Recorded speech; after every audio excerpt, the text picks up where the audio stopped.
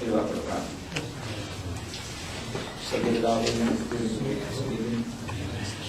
നൽകി തന്നുകൊണ്ടിരിക്കുന്ന ഈ നിരന്തരമായ കൂട്ടായ്മയുടെ സന്തോഷത്തിനായി ഞങ്ങൾ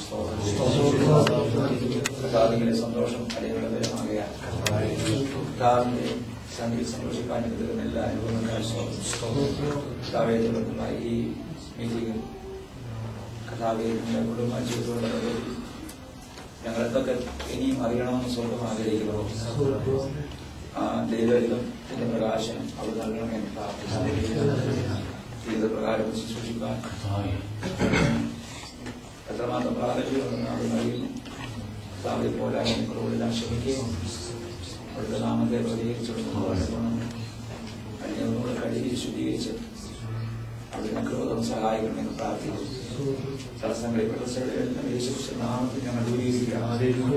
സഭയാവുന്ന തിരുമേനി കൽപ്പിക്കുന്നു.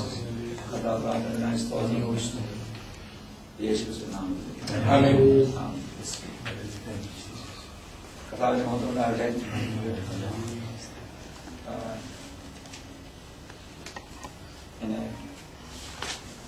ഇവിടെ ഞാൻ ഉടനെ ഇങ്ങനെ ശ്രദ്ധിക്കുകയാണ്. സ്തോത്രം. ഫാമിലിയിലേക്ക് നയിക്കുന്നവരെ അതിനായിട്ട് കാത്തിരിക്കുന്നവരൊക്കെ ഉണ്ടായി.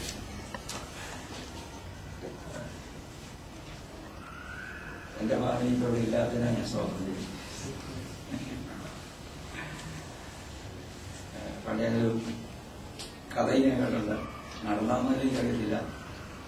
ഒരു കർത്താവദാസന് ഒരു പ്രയർ ഹാളിലേക്ക് നന്നായിട്ട് പ്രസംഗിച്ചുകൊണ്ടിരിക്കുക. അപ്പം ബാക്കിൽ ഒരു ഡോറുണ്ട്. ആ ഡോറിൻ്റെ അവിടെ ഒരു ശബ്ദം, ഒരു ആന്റി കയറി വരിക. അവിടെ തലയിൽ ഒരു ബെഡ് റോൾ ഉണ്ടെങ്കിൽ നെത്തിയിൽ തലയണയെല്ലാം കൂടെ ഇങ്ങനെ ചുറ്റി വെച്ചു. ഇങ്ങനെ തലയിൽ വെച്ച് ആ മനുഷ്യനവിടെ നിന്ന് പ്രസംഗിക്കുന്നുണ്ടല്ലോ. അത്ര നന്നായിരിക്കുന്നു. ഈ അദ്ദേഹത്തിന്റെ ബെഡായത് വീട്ടിൽ വിശ്രമിക്കാൻ വേണ്ടി വയ്ക്കുന്ന ബെഡാണ്. ഞാൻ അതിങ്ങോട്ട് കൊണ്ടുവന്നത്. അങ്ങനെ ഇവിടെ തന്നെ ഞങ്ങൾ താമസിക്കാൻ ഇതുപോലെ ജീവിച്ചോളൂ. ആ വീട്ടിൽ കൊണ്ടുവന്നത് വേറെ അദ്ദേഹത്തിന്റെ ഭാര്യയായിരുന്നു. ഞാൻ ചിലപ്പോൾ വീട്ടിലിങ്ങനെ കുഞ്ഞുങ്ങളുമായിട്ട് ഇങ്ങനെ ഓരോ കാര്യങ്ങൾ പറയുകയൊക്കെ ചെയ്യുമ്പോൾ എന്റെ കുഞ്ഞുങ്ങളെ അതെന്നറിയാം. അവർ ചിലരൊക്കെ പറയും, പപ്പ നാളെ ഇവിടെ പ്രസംഗിക്കാൻ പോകുന്നു, ഞാനും വരുന്നുണ്ട്, പ്രസംഗിക്കുന്നത് കാണണം, ഞങ്ങൾ വിളിച്ചു പറയുന്നു. എന്ന് പറഞ്ഞുള്ള അവസ്ഥയൊക്കെയാണ് ഞങ്ങളുടെ ഒരു വിശ്രം. എന്ന് പറഞ്ഞാല് എത്രമാത്രം പറയാനായിട്ടുള്ള ഒരു പ്രാഗൽഭ്യം എനിക്കുണ്ടെന്ന് അറിഞ്ഞുകൂടാ. അതായത് കർത്താവിന്റെ പ്രവേശനപ്പെടുകയും ദിനംതോറും ആശ്രയിക്കുകയും പ്രാർത്ഥിക്കുകയും ചെയ്തുകൊണ്ടിരിക്കുന്ന ഒരു വിഷയമാണ് കർത്താവിന്റെ സ്തോത്രം.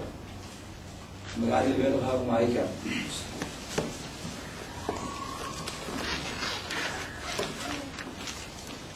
നൂറ്റി 27 സങ്കീർത്തനത്തിന്റെ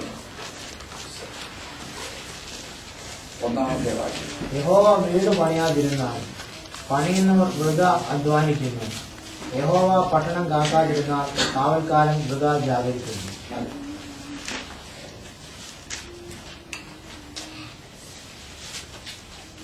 അവിടെ വായിച്ചെടുത്തു.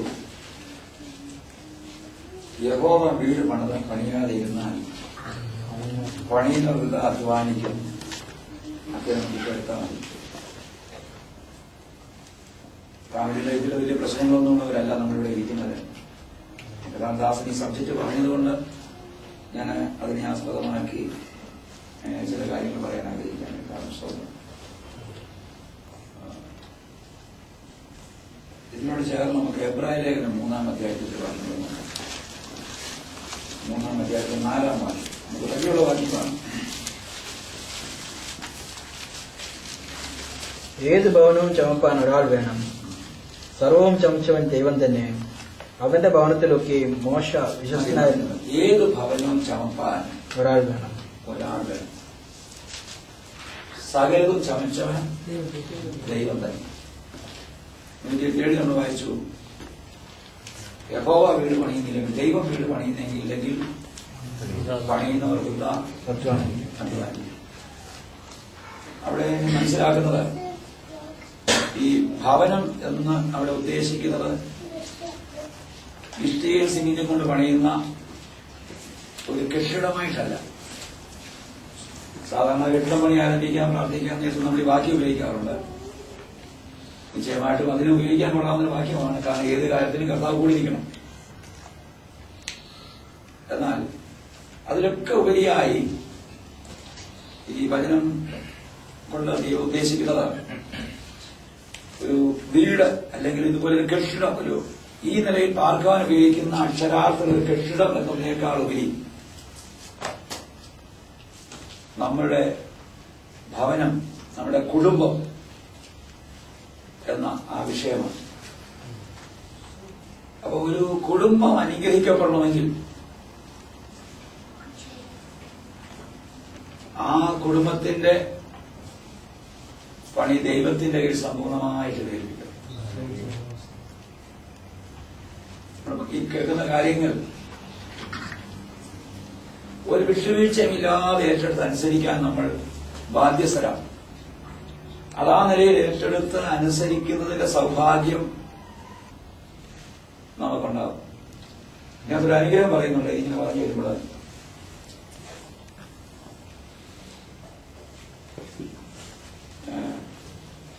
ഈ രീതിയിൽ വീടിന്റെ പണിയെ ദൈവത്തിന്റെ കൈ സമ്പൂർണമായി ഏൽപ്പിക്കാതെ നമ്മൾ നമ്മുടേതായ ബുദ്ധിയും കൂടി ഉപയോഗിച്ചു പോയാൽ ഉണ്ടാകുന്ന ബുദ്ധിമുട്ടുകളെക്കാൾ ഉപരി ഈ വചനപ്രകാരം മുന്നോട്ട് പോയാൽ ഉണ്ടാകുന്ന അനുഗ്രഹം. അതിന്റെ രണ്ടാം വാക്യത്തിന്റെ അവസാന ഭാഗത്ത് പറയുന്നുണ്ട്, തന്റെ പ്രിയനോ അവനത് ഉറക്കത്തിൽ കൊടുക്കുന്നു. അത് മലയാളം ട്രാൻസ്ലേഷനിൽ അല്പം തെറ്റുണ്ട്. ഞാൻ ഇംഗ്ലീഷ് ട്രാൻസ്ലേഷൻ പറയുമ്പോൾ ഒരു ചെറിയ നിങ്ങളത്രയും ആ കാര്യത്തെ കുറിച്ച് എനിക്ക് അറിവില്ലെങ്കിലും ചെറിയൊരു പരിശോധിച്ചോ പഠിച്ച അനുഭവത്തിൽ പറഞ്ഞാൽ മറ്റു കാര്യങ്ങളെ ഞാൻ കുറ്റം പറയുകയല്ല.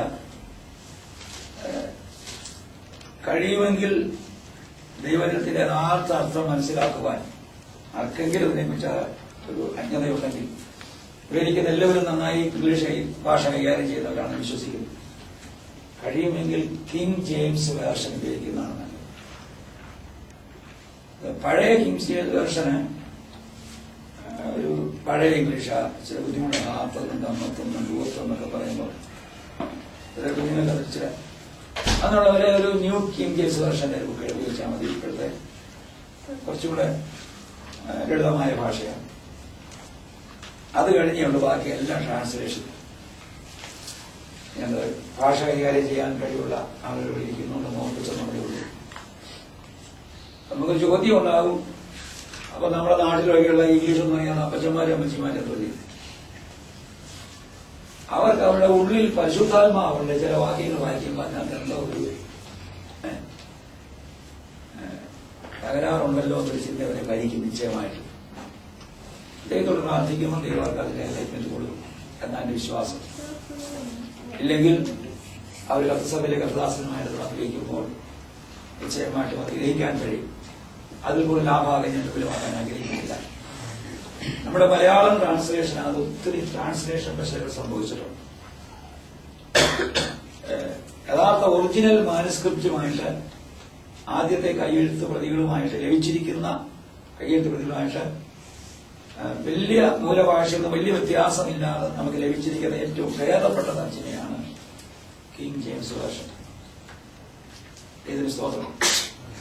അത് ഈ കാര്യങ്ങൾ കൈകാര്യം ചെയ്യുന്നവരെല്ലാം ഒന്നോടെ ആഴത്തിൽ കൈകാര്യം ചെയ്യുന്ന സ്കോളേഴ്സ് എല്ലാം ഒന്നോടെ അഭിപ്രായപ്പെട്ടിരിക്കുന്ന ഒരു കാര്യമാണ്. മാത്രമല്ല അല്പസ്വല്പം കാര്യങ്ങൾ പരിശോധിച്ച് പഠിക്കുമ്പോൾ അങ്ങനെ തന്നെ നമുക്ക് മനസ്സിലാക്കാൻ കഴിയും. ഞാൻ വേറെ ഉദാഹരണം മരീനാത്തോട് വേറെ ഇതിലൂടെ നടത്തിയിരിക്കുന്ന ഏതായാലും ബൈബിൾ പോലാണ് നമ്മൾ റോമാലേഖനം 8-ാം അധ്യായത്തിലെ 1-ാം വാക്യം ആരെങ്കിലും മലയാളത്തിൽ വായിച്ചത് കിങ് ജെയിംസ് വേർഷൻ കൈയുള്ളവരെ അതേ വാക്യം ഇംഗ്ലീഷിൽ വായിച്ചാൽ ആദ്യം മലയാളം വായിക്കാം. അതുകൊണ്ട് ഇപ്പോൾ ക്രിസ്തുയേശു കൊണ്ട് ഒരു ശിക്ഷാവിധിയുമില്ല. തീർന്നല്ലോ, വാക്യം തീർന്നല്ലോ.